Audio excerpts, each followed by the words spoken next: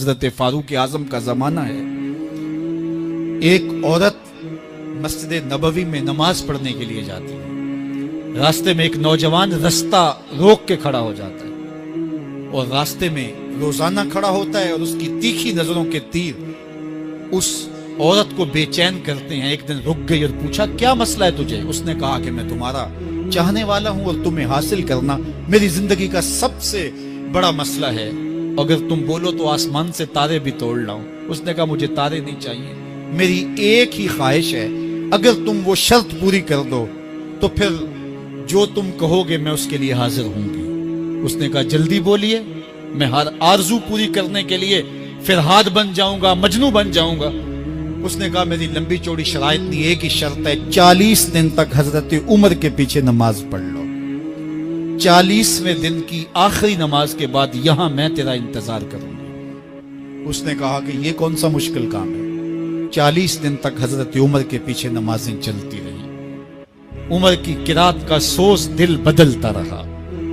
40 दिन के बाद आखिरी नमाज जब हुई तो वो नौजवान लड़की रास्ते में खड़ी थी और ये नजरें झुका के गुजरने लगा। तो इसने आवाज दे के कहा, हस्बे वादा तेरे लिए हाजिर हूं। उसने कहा, खैर से खड़ी रहो, उमर ने दिल का ताल्लुक रब से जोड़ दिया है। तेरी दुआ है कि हो मेरी आरज़ू पूरी। इकबाल बोला, तेरी दुआ है कि हो मेरी आरज़ू पूरी, मेरी दुआ है कि तेरी आरज़ू बदल जाए, तेरी तमन्ना ही तब्दील हो जाए। आरज़ुओं तो सारी जिंदगी पूरी नहीं होती, काश है कोई जिंदगी का रुख ही फेर दे, कोई जिंदगी की समत ही तब्दील कर दे। जिसको हासिल करने के लिए दिन रात मरे जा रहे हैं, काश वो मकसूद ही ना रहे, वो मतलूब ही ना रहे, वो जिंदगी का हासिल ही ना रहे। जिंदगी को हकीकत का नूर मिल जाए, हमें पता चल जाए हम इस दुनिया पे आए किस लिए थे, हमारी जिंदगी का मकसद क्या है। मुझे एक साहब कहने लगे कि मेरे साथ जापान चलिए, तो मैंने कहा कि मैं यहाँ काफी मसरूफ हूँ। तो उन्होंने मुझे कहा कि आप जरा चल के देखिए तो सही, आपको 29 साल हो गए हैं तबलीग करते हुए, समझाते हुए, और 40 बरस आपके वालिद गिरामी को भी हो गए, और फिर उसके बाद आगे भी आपके मशाइख, और इसी तरह आप अब मुबल्लिगीन तैयार कर रहे हैं। जुम्मा में भी यही खुतबा होता है, इज्तिमाआत में भी यही गुफ्तगू करते हैं। तो आप जो तबलीग कर रहे हैं और लोगों को ये बता रहे हैं, ये कोई मेरा फलसफा नहीं है, तो मैं आपको जिसका पाबंद बनाना चाहता हूं, ये तुम्हारे रसूल की सुन्नत है। जिस प्यारे से तुम टूट के मोहब्बत करते हो, ये उसका तरीका है कि झूठ नहीं बोलना। कहा, समझा समझा के 29 साल जिस कौम को हो गए हैं, आप जापान में देखिए वो कर रहे हैं, और नई अकदार को दरियाफ्त करने के लिए आगे बढ़ रहे हैं। ये तो कर चुके हैं, वो किसी से दगा नहीं करते, झूठ नहीं बोलते, किसी से फराड नहीं करते। उनको किसी मजहब ने नहीं ये बताया, उनकी माँ की गोद से तरबियत मिली कि झूठ नहीं बोलना, उसकी माँ की गोद से तरबियत मिली किसी से धोखा नहीं करना, किसी से फराड नहीं करना। क्या हमारी माएँ जो हुजूर पर दरूद पढ़ना सिखाती हैं, ये क्यों नहीं सिखाती हैं कि किसी से फराड नहीं करना है, किसी से धोखा नहीं करना है? हम क्या मिंबरो मेहराब से सारी जिंदगी अब इसी मिशन पे लगे रहेंगे कि ये नहीं करना, और दुनिया को तस्खीर करने का ख्वाब शर्मिंदा ताबीर रह जाएगा?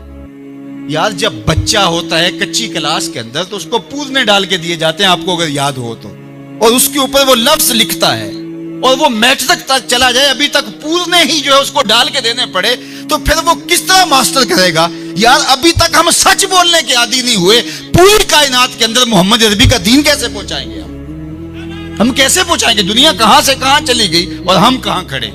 अकबर अलाहाबादी ने कहा था, मिस पे है अपनी नजर और सीम उनके हाथ में। हम अभी तांबे को देख रहे हैं और वो चांदी भी उठा के ले गए। अब वो कायनात को तस्सीर करने जा रहे हैं, और हमारा भी ये मरहला तय नहीं हुआ कि हम साए को तंग नहीं करना चाहिए, हमारा ये मरहला तय नहीं हुआ कि किसी को तकलीफ नहीं देनी चाहिए। इंसानी सोसाइटी, इंसानी मुआशरत के खदो खाल हैं वाज़े, और इस्लाम ना भी हो तो कुफर के मुआशरों के अंदर भी ये पाया जा रहा है कि हम साए को तकलीफ नहीं देनी, किसी को दुख नहीं देना, फराड नहीं करना, झूठ नहीं बोलना, 2 नंबर चीज नहीं बेचनी।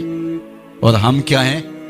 हम तो दवाइयों के अंदर भी मिलावट कर लेते हैं, और मुसलमान हम हैं, जैसे हम आशिक रसूल ऐसे जमाने में कोई नहीं।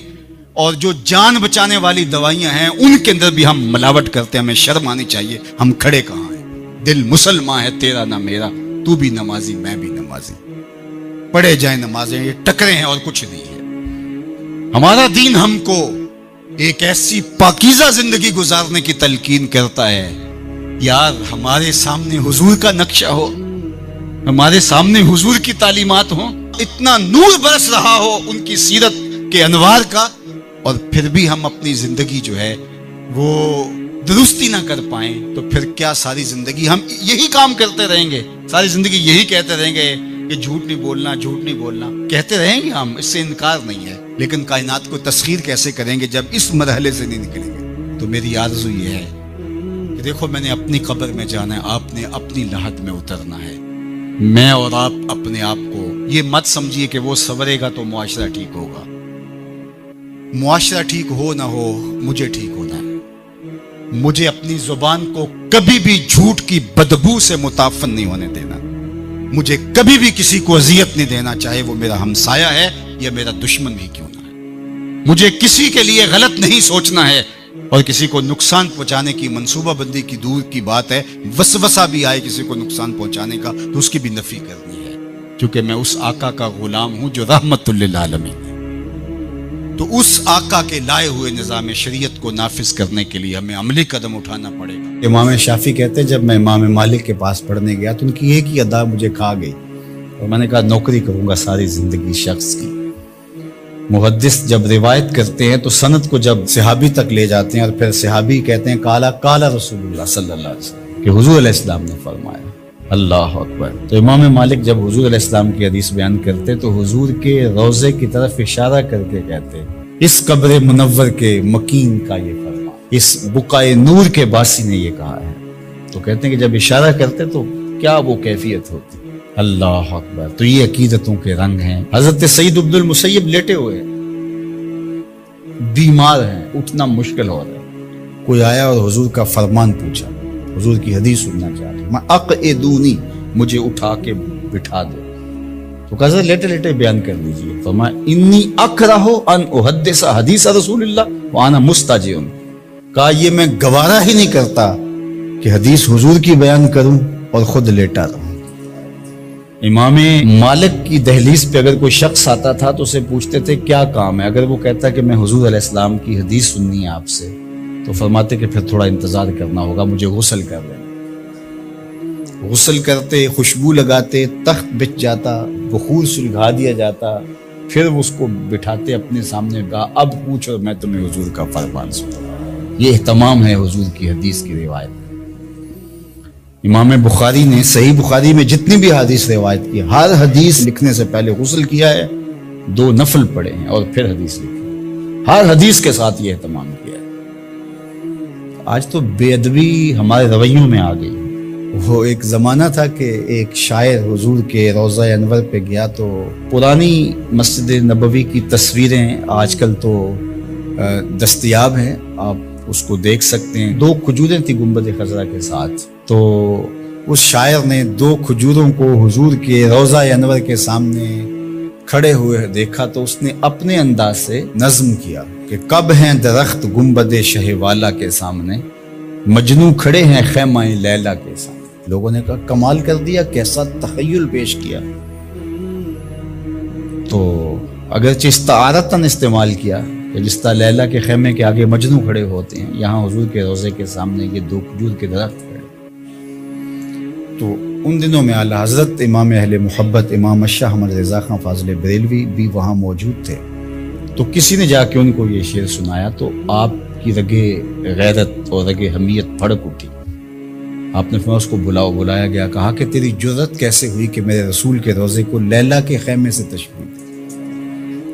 نے کہا حضور میری تو توجہ ادھر نہیں گئی، میں نے تو استعارتاً بات کر دی.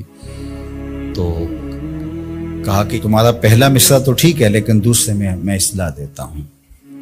اس نے کہا ارشاد تو آپ نے اصلاح دی. اس نے کہا تھا کب ہیں درخت گنبد شہ والا کے سامنے، مجنوں کھڑے ہیں خیمہ لیلا کے سامنے. تو آپ نے کہا اس کو یوں پڑھو کب ہیں درخت گنبد شہ والا کے سامنے.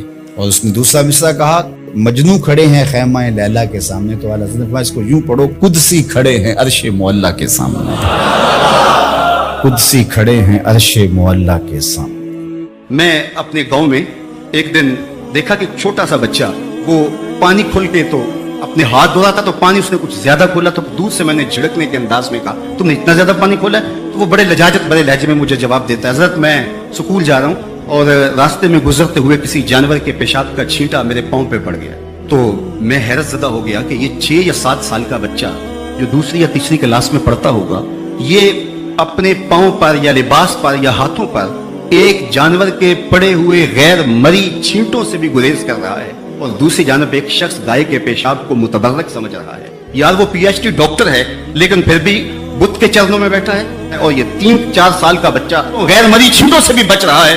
तो अंदर से आवाज आई, वो है डॉक्टर लेकिन उसके हाथ में दामन मेरे हुजूर का नहीं, और ये है 6-7 साल का बच्चा लेकिन माँ ने गुट्टी ही हुजूर के प्यार की दी। न खैरत की रोशनी थी न जुनून की आ गई थी, तेरी राहबरी से पहले ये जहां जहां नहीं था।